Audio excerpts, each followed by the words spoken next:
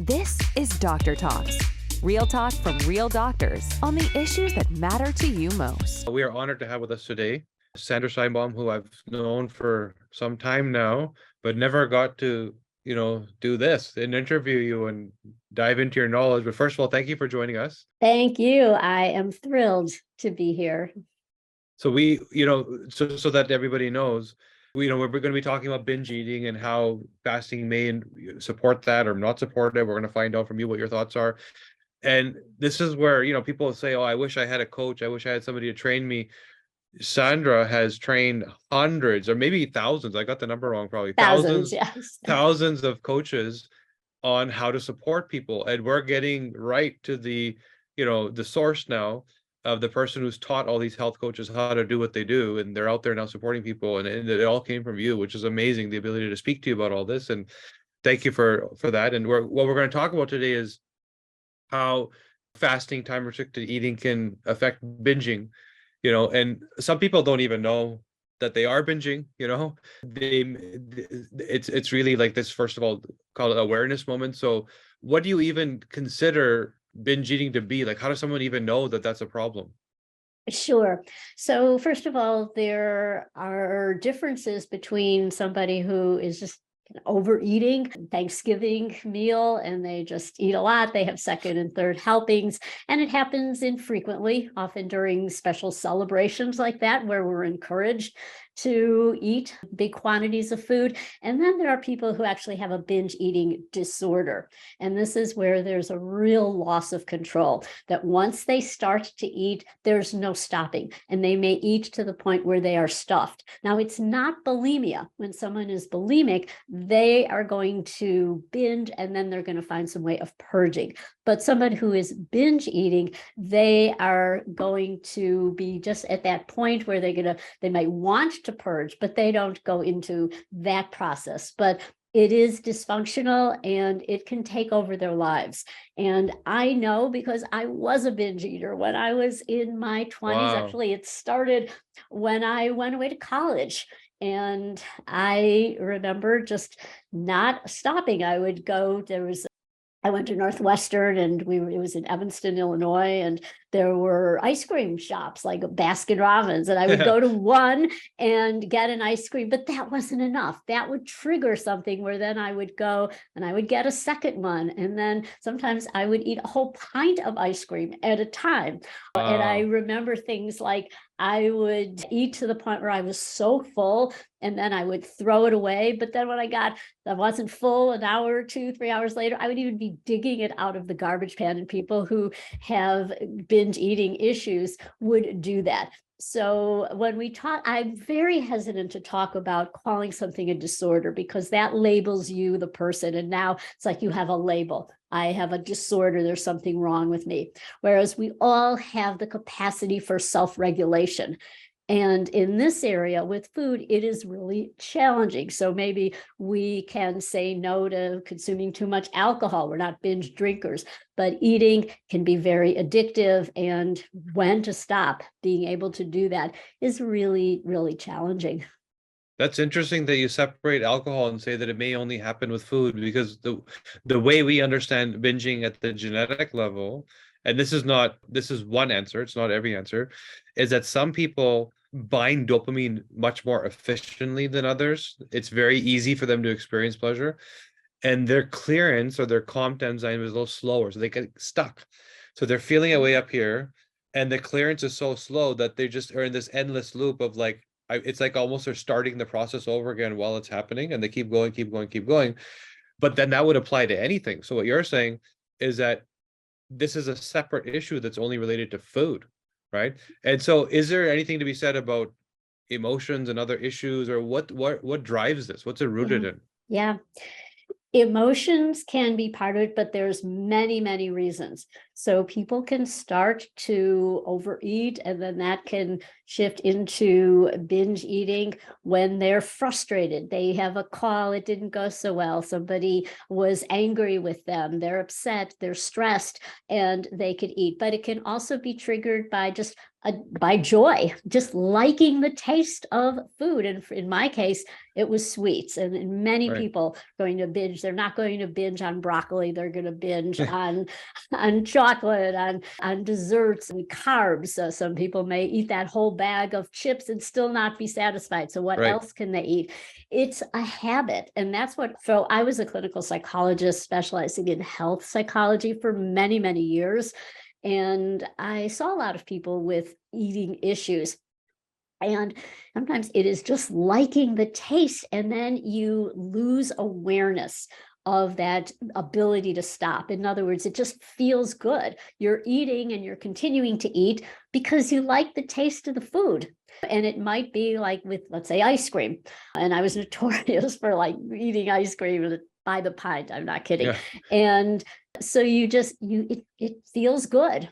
And it's a pleasure aspect, and your ability to have that good judgment at the time to apply prudence, self-regulation is just out the window. But yeah, so I was never a drinker. I remember I got drunk once in college at a party, and I was so sick. And I remember just, being sick afterwards. I think never again. And so I actually don't have the gene or the enzyme that processes alcohol, but even if I did, I could say no to that. I could say no to other things as well that require self-regulation. But eating is something that is issue. The other thing that is often considered when we talk about binge eating is that it's paired with other activities. So often if somebody had to just sit there and do nothing else but eat, they might stop sooner. But if they're watching television or they're scrolling social media, so they're not aware of their eating so much. And then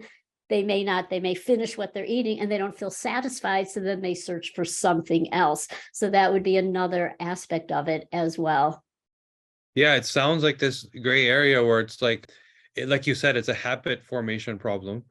And this is why we're so lucky to be speaking to you, because health coaching is about habits. It's not so much about prescriptive or diagnostic. It's like, okay, now that we know what's going on, how do we actually change your habits and get you to be that new version of yourself? Which is, it's a blessing to talk to you about that. So then I would ask, how do you actually deal with this? Because it's so great. It's not like, here's your condition, here's your pill, here's your treatment. It's like step one is like it's taste awareness. It's like, what do you do with this?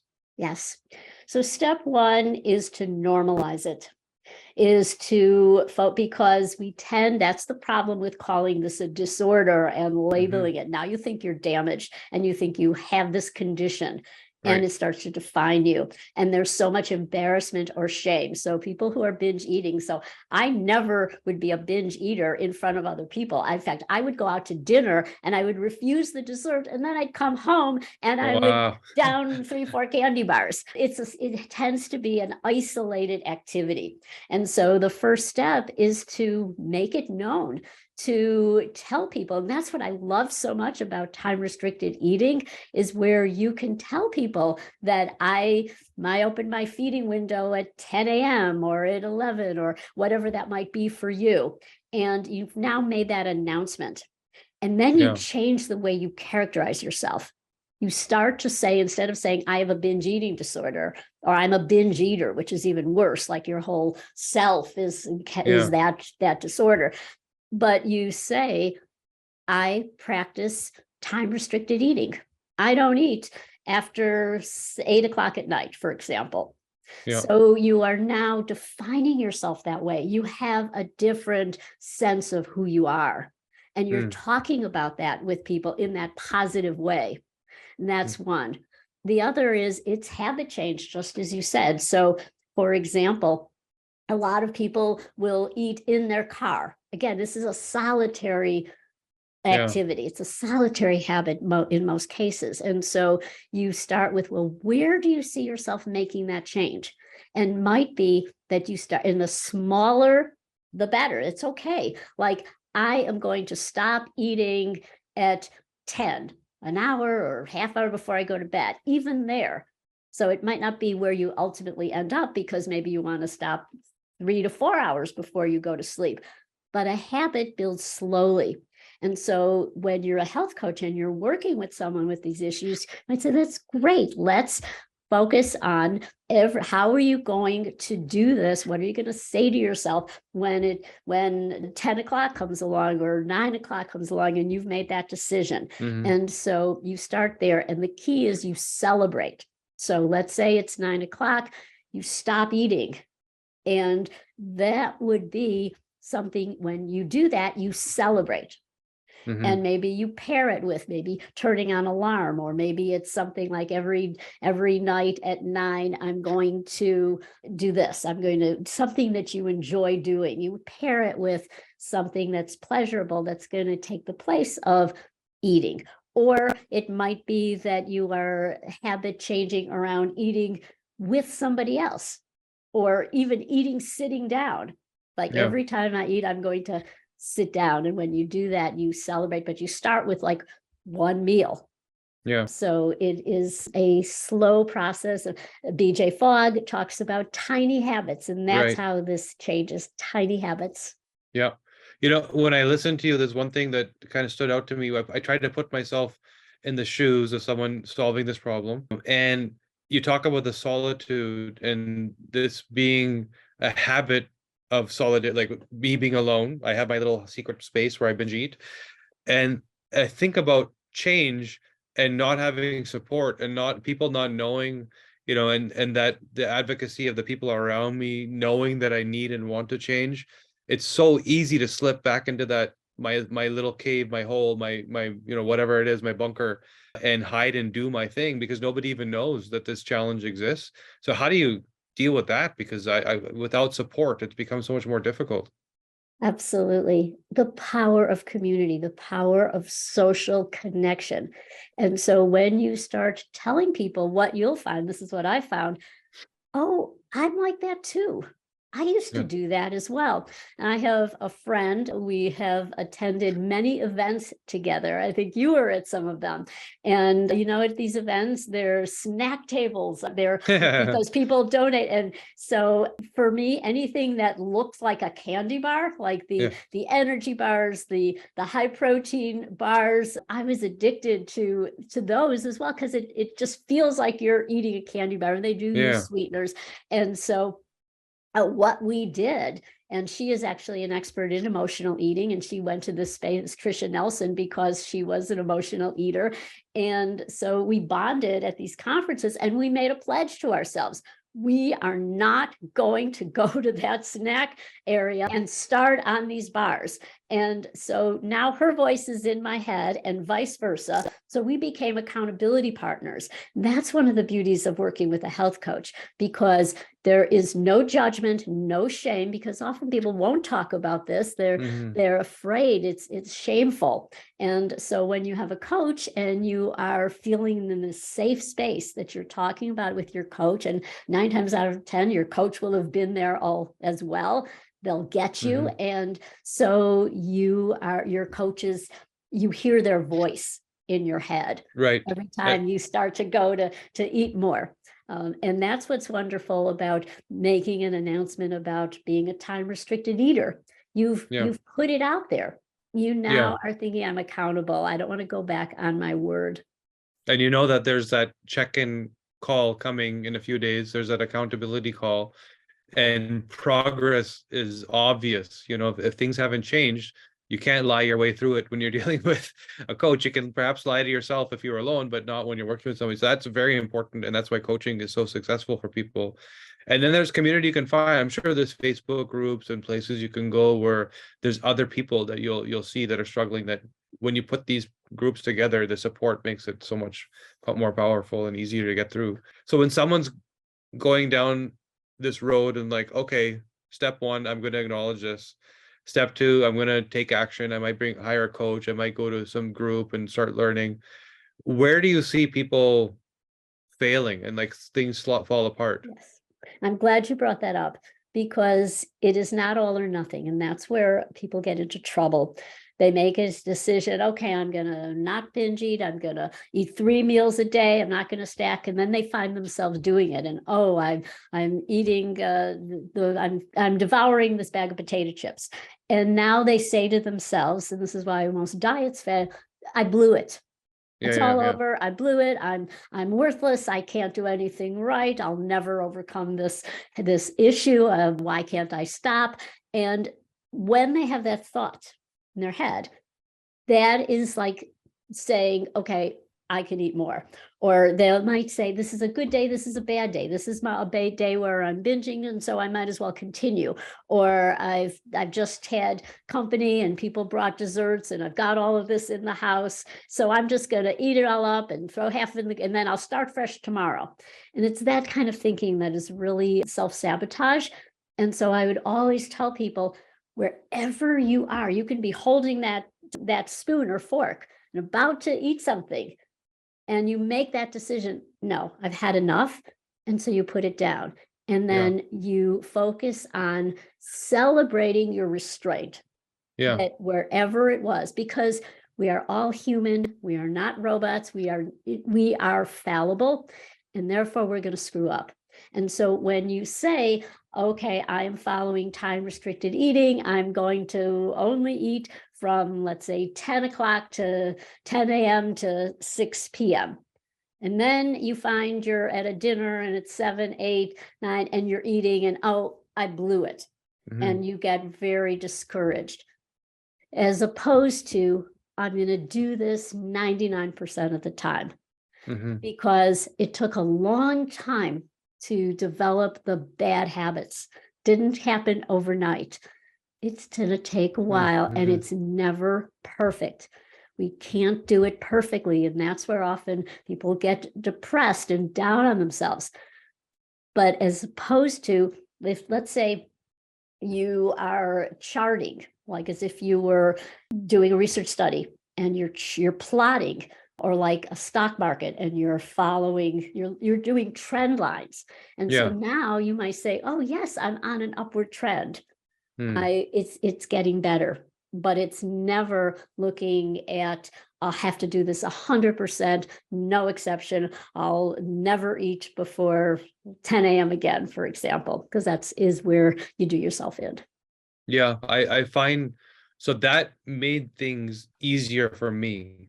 You know, when I first started off saying I don't eat sugar anymore, and I still say that about myself, I don't eat refined sugar. That's challenging because there's events and families and birthday parties and kid stuff going on, and there's the world is still happening around you.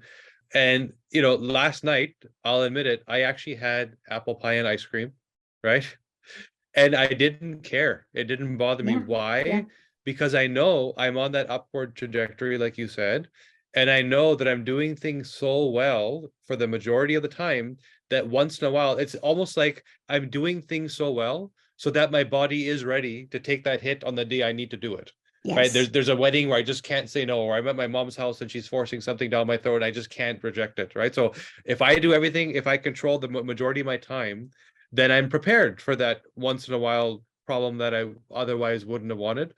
And I get to enjoy things once in a while with the people I want to enjoy it with. So I've prescribed to that myself, and that makes it so much easier for me to make things happen.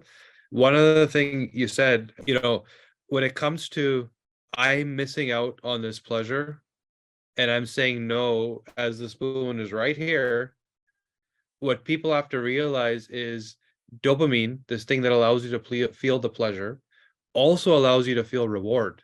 And both of those things are satisfaction. So you can actually shift gears and no longer need the pleasure if you get hooked on the reward, which is a much more positive way to experience satisfaction. And this is what ends up happening with people. Like the last time I talked to you, you were bouncing up and down. I was like, what's going on with Sandra? And I realized you were walking on a treadmill during a Zoom call, right? And yes. This is what ends up happening is you get hooked on reward and achievement, and that becomes your new binge, which is a healthy place to be. And you can replace sort of the bad habits you don't want with better ones, because they both provide you satisfaction. You don't need to have pleasure necessarily. So one question for you, just from listening to you again. So time restricted eating, somebody changes their habits, there's a small eating window, they may, walk into that or run towards it, or how would they get there is different for different people. If somebody has a history of binge eating, which seems like the relationship with food is a bit problematic, could they then develop other problems from time restricted eating of like, I don't eat food, like the things you were talking about earlier, the anorexia and bulimia, can it spin itself the other way? Have you seen that happen? Certainly it can, and that's where being too rigid comes in. Right. It's so you want to be really careful in what you are telling yourself, the rules you are setting up. And it would be that it is desirable. I want to narrow my eating window. And then you would also, a big part of that is because you could have a narrow window, but you might be snacking all day. And so that would be then the net after you've narrowed, let's say you don't start eating to a certain time in the morning and you cut it off at night. But what if you're eating the entire day? Or what if every meal is a massive binge? And so then you would address that issue. And the awareness of when your rules are too rigid because you would be less likely that you would become anorexic. And I do want to preface everything I'm saying by, if you are anorexic, if you are bulimic, if you are binging and then purging, you definitely want to work with a licensed mental health professional. You want to be in therapy, you want to be getting help for that eating disorder. With binge eating, it's more, you can work with a health coach, it depends on, again, how severe the issue is. And there's always a whole spectrum. And so we're not talking here about people who have serious binging and purging disorders or serious anorexia.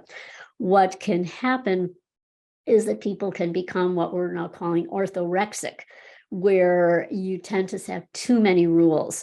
And if I'm not careful, that could be me, where I might go into a restaurant and there's nothing I want to order because I can see the danger in everything. Well, the fish has mercury, it's not pasture raised, not grass-fed beef, the oils that they're using, and you end up at a point where you are suffering, and the stress of that is probably more deleterious than if you were to eat something. I was at a dinner recently where they didn't start serving. It was called for 6. And by the time people sat down, and then they didn't start serving until 7. And so, and that was this dilemma, like, and it was a whole, round table of people I had never met before. And do I want to be this oddball, like saying, all right, I don't like to eat after 6, 7 o'clock. And so here was this dilemma, as well as the food itself wasn't food that I would care to eat under normal circumstances. And so the rigidity and the issue of what if I had eaten a little bit and socialized and enjoyed the company of those other people. So that's why it's, when you set too many rules, and it's 100% of the time that you are telling yourself, I must follow these rules, no exception, that's quite stressful. And so the pleasure of being at a social event and relaxing your restrictions a bit, so it's still not, I'm still not going to have the hot fudge sundae that they served at dessert, for example, because I know that I have blood sugar issues, which probably came from, all those years of binging on sweets. And so that's an area where I am more adamant. But in terms of just, having something to eat past my feeding window is not going to be a catastrophe. And this is where your point of community becomes so powerful, because when you have habit changes, you have them, but everybody else in your life maybe doesn't now, right? And now you have to go bring those habits into your reality, and they don't fit because nobody else believes in them. And so it doesn't mean that you need to purge your family and friends. It just means you need to have some new friends that do think the way you think and support it, and people that have the same habits that you can talk to, that you can even meet up with potentially. It makes a big difference, and you're going to evolve in that direction anyway. Anyone that purposefully drives themselves towards change will often stumble across people that are on the same path, because that's what drives success. You have peers that are doing the same, and it just makes everything so good. So another thought is, I'm thinking about, again, just practical terms, somebody binge eating, and the way you suggested, it's typically going to be like your soul food. It's going to be ice cream and sugar and fatty stuff. And not that fat is bad, but it may be, say, snacks like Doritos, for example, right? So that's that wow factor flavor. You're in it for the flavor. You're not in it for nutrition protocol, right? So I'm assuming that it comes with its other sort of multitude of problems of gut issues and inflammation, and there's probably other things that are coming out, part and parcel of this eating style that you may not even associate because they have their own clinical labels that also get resolved. Absolutely. Yeah. So the more you're eating, we don't binge on broccoli, but we're Yeah. binging on ultra processed foods. And so, yes, you are going to have other health issues. You're going to be in a state of inflammation. And I was able to hide what I was doing pretty well because I was never obese. I certainly was not healthy back then, and I was overweight, but it wasn't so obvious. Another issue that we haven't talked about is that the food industry wants us to be binge eaters. They want us to be, because we'll sell more products if we're a company that has these chips that you can't just eat one, you have to eat the whole bag. And so their whole research is on that magic combination of sugar, salt, and fat that's going to have you eating a whole lot more of these types of foods. Yeah, so that the flavor profile, the texture profile, that satiety of the palate, it's like, oh wow, this is amazing, I can't stop. So it's literally designed to work against you. So it's kind of like you might have to go purge the pantry. I don't know how when it comes to coaching, how do you actually do that with people? Is that actually what happens? Oh, absolutely. You would say, what foods do you want around you, and what foods would be trigger foods for you? And so you avoid them. And then really being understanding and kind to yourself to know that this does not happen in terms of being in a better place and a better relationship with food. It doesn't happen overnight. So you may start by setting up the time restricted pattern, saying, I'm going to, every time I get into the car, I'm going to drive. I'm not, and you have different habits. Every time I finish dinner, I'm going to have a cup of tea, and that'll be my signal that my eating window is closing. And something that I wanted to bring up in that is when you talked about the dopamine, the pleasure.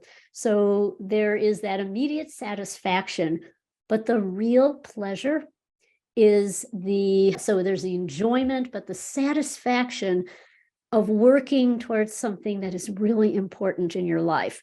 And so what health coaches will do is ask those questions like, what do you want your health for? Where would you like to be in 5-10 years? What is most important to live for? And then they might say, well, whatever it might be, I want to be around and see the birth of a grandchild, for example, or whatever that might be. And that Richard Boyatzis talks about this as a positive emotional attractor. In other words, just imagining that, picturing it, puts you in a really good sympathetic state.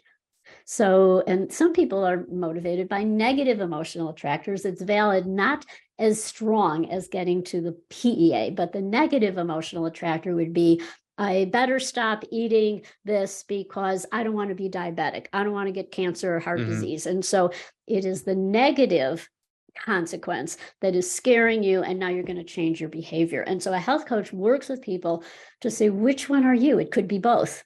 I know for me, I'm both. But because I was sitting at dinner with people the other night, and everybody got desserts, and they're saying, how can you, you're so good, how can you not order this or take a taste? And what I thought was, well, I know I have, I'm wearing my CGM, my continuous glucose monitor, and I know that if I went down that road of eating that dessert, that would set off craving more, because sugar is so addictive physically. And I don't want to be pre-diabetic or diabetic. And so that is a strong enough negative emotional attractor for me, in combination with the positive. I want to be energetic, and I want to be strong, and I want to live a long time, even though I'm 73. So I have a lot of reason to cultivate good food habits. Yeah, I mean, you're 73 based on how many birthdays you've had, but if you compare yourself to the average American, you're running a company, coaches are relying on you to learn, you're innovating, you're walking on a treadmill while talking to me on Zoom. 73 is not your label at all, right? You're living like the average 40-year-old right now, Try to. truly. Thank you. Yeah. And that's, yeah, yeah.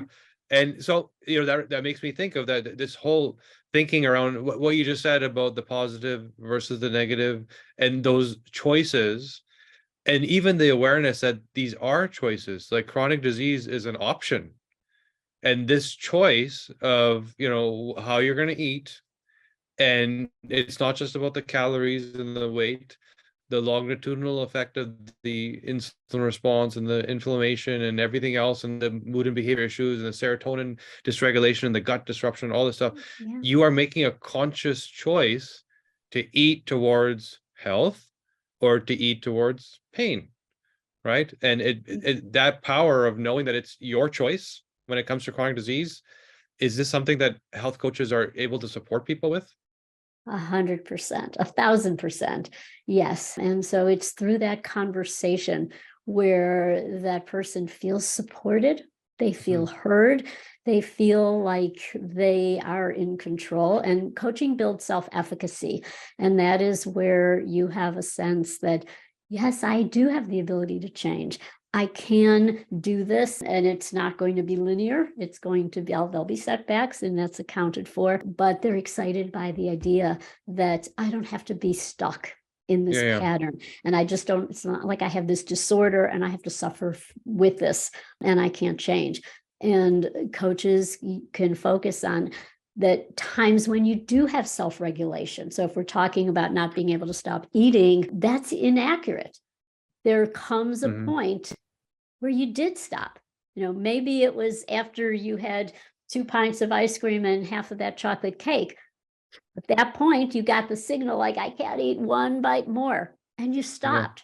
And so now let's backtrack. Let's pull back and let's shorten that window of eating and having the sense that I'm doing this. And you have this practice every day where you say, I am a time restricted eater. I am going to enjoy my food between 10 and 6. I'm going to have a great lunch, breakfast. I'm going to look forward to having something at dinner. And then there are issues we haven't talked about, the nutritional aspects, but obviously, like when I was binging on carbs, I was nutritionally deprived. I didn't have the right minerals. I didn't have protein enough. And so coaches, they're not nutritionists, but they can help people make that decision to have more balanced eating in terms of the micro and macronutrients. And that'll help to have more self-regulation because you're feeding your brain the executive functioning ability. And so now your decisions every day will be better, because when you are binging, and typically people do binge on high carb foods, and also foods that are loaded with bad seed oils and other, and toxins. And so all of that is hijacking your brain. And so the next day you're going to binge again because you don't have the right nutrients for your executive functioning. Yeah. And when you talk about, again, you mentioned time restricted eating. So I think of it as sort of like a hack, like you're creating, call it a biohack to like force yourself to do something that gets you your goal. And I'm thinking, well, what other hacks may there be? And I remember hearing at this lecture about this Japanese, I guess, theory around eating, and I might be getting this wrong, but I think it was called Hari Shibu, where essentially means like you're somewhat full with food, somewhat with water, and somewhat empty space, right? Yes. And so can people relearn what it actually means to be full? Like we think full is like, I can't stuff anything else in. My gut is puffed out and like that's full, like truly the word full in the literal sense. But what is full? Can we relearn what that is? Like, how much am I actually supposed to eat where I then stop and have a little bit of water and a little bit of empty space? Yes, that is something you can cultivate as a habit, and pausing, eating slower. Most people eat quickly. They eat standing up, they're rushed. And so forcing yourself to chew a lot and then eat more slowly, to not multitask. Now that tends to be difficult, for a lot of people. And so you may start slowly. And again, it's like wherever you're going to start. So maybe I'm going to take the first few bites of food and really savor it. there's a saying that is the taste is in the first bite. And so often you may not realize afterwards that, well, I actually enjoyed this, and you really savor it. There's an old exercise comes from Gestalt therapy. It's been used a lot in mindfulness training, and that is where you take something like a cracker or a piece of chocolate or a blueberry, and you put it in your mouth and you hold it there for so long that it begins to break down. The exercise with the crackers that you now start to taste the butter and the salt, and you're getting these different components, and it's complete mindfulness of breaking that down. So that is an exercise that has traditionally been useful, where people get the realization like, yeah, I'm just swallowing my food whole. I'm not even realizing. And so it's often there's no joy in that binge eating, but there would be more joy if you were to slow down and really savor. Like, I'm going to take one spoonful of something, of ice cream, let's say.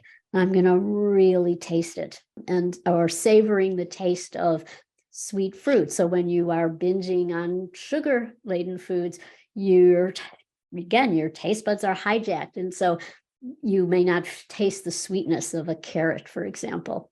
And so when you are eliminating that or not binging, you really can savor the taste. So there's many ways that people can work with this to feel like they are in control, that the food is not controlling them. Yeah, that's amazing, because it can really change your perception, of what it means, and then change. And this is, I think, where a really important place for people to start is to learn what they don't know about what it means to be full and what it means to satisfy themselves. And satisfaction doesn't need to be gobbling it up. It could be, like you said, savoring it. And I've done this, I've done this and I've done it actually with the fruit, which is, you're just reminded me of that, where it was so powerful. I just kept chewing on, and then you don't need as much because you got this satisfaction. The dopamine hit just arrived in a different way, as opposed to volume. It was through quality, right? So, and in terms of fasting, do you see any difference between the average man and the average woman in terms of protocol? Like, is there anything to be said, or is it just like everybody needs to be doing the same time restriction? I think it's highly personalized. I don't think it's one size fits all. So, Okay. and also how men approach eating. I've taught a lot of courses in the psychology of eating, and there are gender differences. A lot of them are culturally reinforced. But if you look at, women go out to lunch and they're going to order salads, and men would see salads as more of a female kind of food. They might like to have a big steak and potatoes. The steakhouses are decorated in a more usually masculine way. And so we do have these food rules and patterns that are different. And so men may, and also biologically, there may be reasons why men do better with fasting. Women, in terms of just really being aware of when you're looking at, fasting, why you're doing this. And often if somebody has been binge eating and has blood sugar dysregulation, going for a full fast might be difficult. You might want to do it under some medical supervision. I think that what we're talking about is looking at a way to notice what happens when you don't eat and get used to that feeling. So I remember, if I didn't have, always being told you have to, eat within a half hour of waking up, and before I had my blood sugars under control, would feel really bad before I ate and feel like I need to eat. And now, I can go a much longer time without eating. But you want to, again, look at, this is personalized. You want to look at balance. And sometimes we often think if something is good, then a lot of that must be better. Yeah.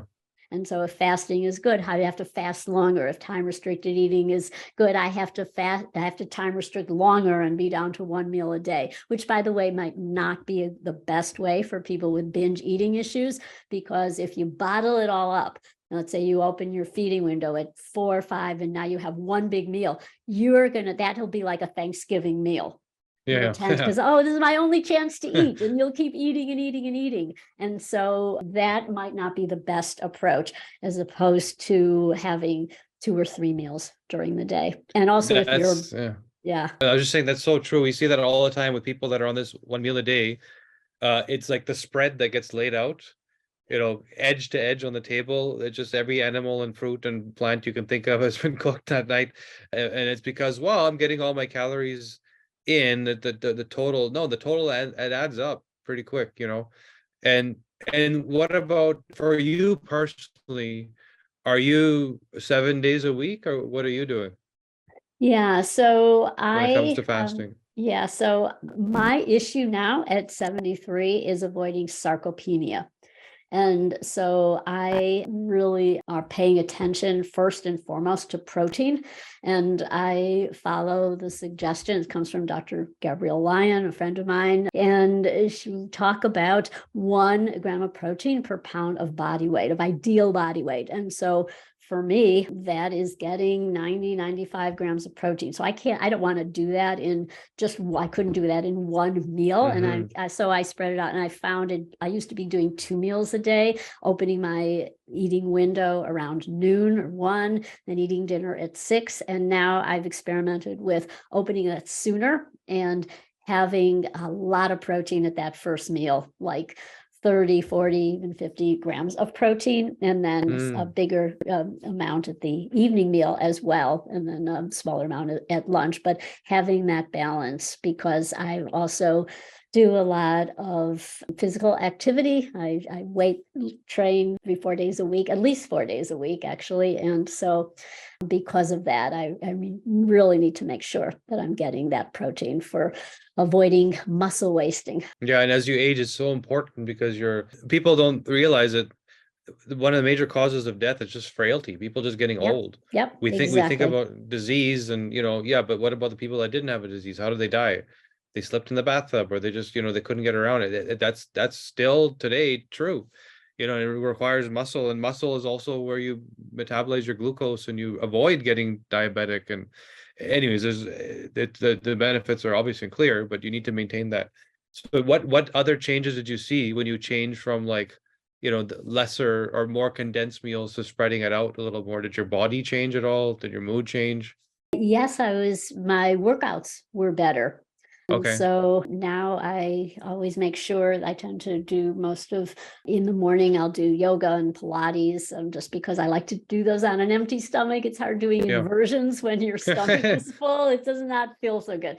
And so I will do that, but then I will have something. I'm sensitive to cow's milk, so I will do something like goat whey protein and have that gigantic shake that is very, very high protein. And so what I have found is that when I emphasize protein first, also that carb craving has completely gone away, because for many, many years in my 30s, 40s, 50s, I was vegetarian. Then I was a vegan. I was a raw vegan. I'd gone through it all because that was what we thought was healthy at the time. And so, but especially because of the carb cravings that I had and the sweets that is still the transition from being a real binge eater on sweets in my 20s to being plant-based in midlife.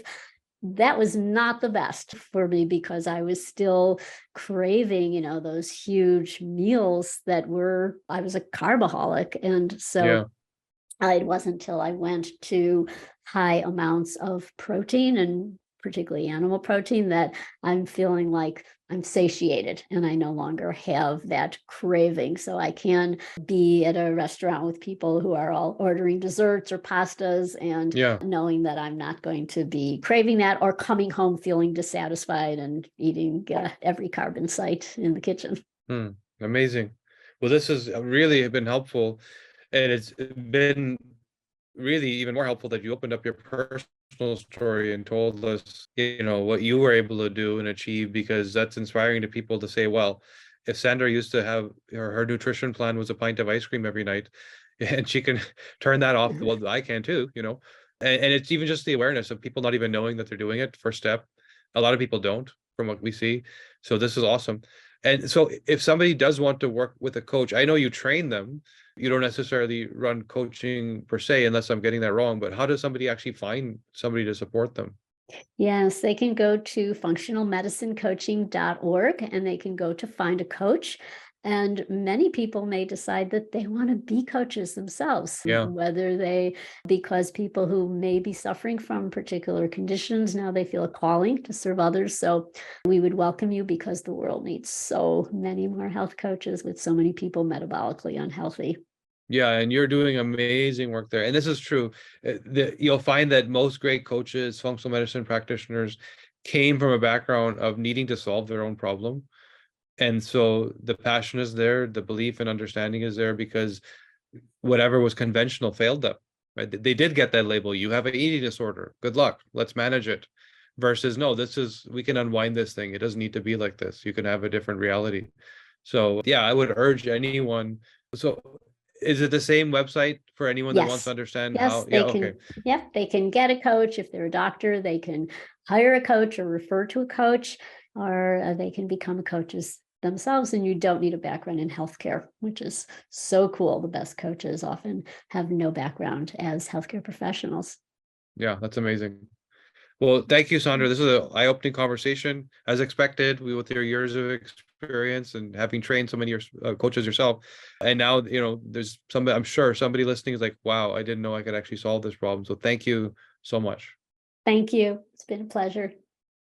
Thank you for tuning in to Dr. Talks. We hope today's episode has enlightened and inspired you on your path to optimal health. Each day is a new opportunity to make choices that empower your well-being. For more insights and strategies, subscribe to our podcast and visit our website, www.drtalks.com. Stay connected, stay healthy, and join us next time on Dr. Talks, real talks from real doctors on the issues that matter to you most.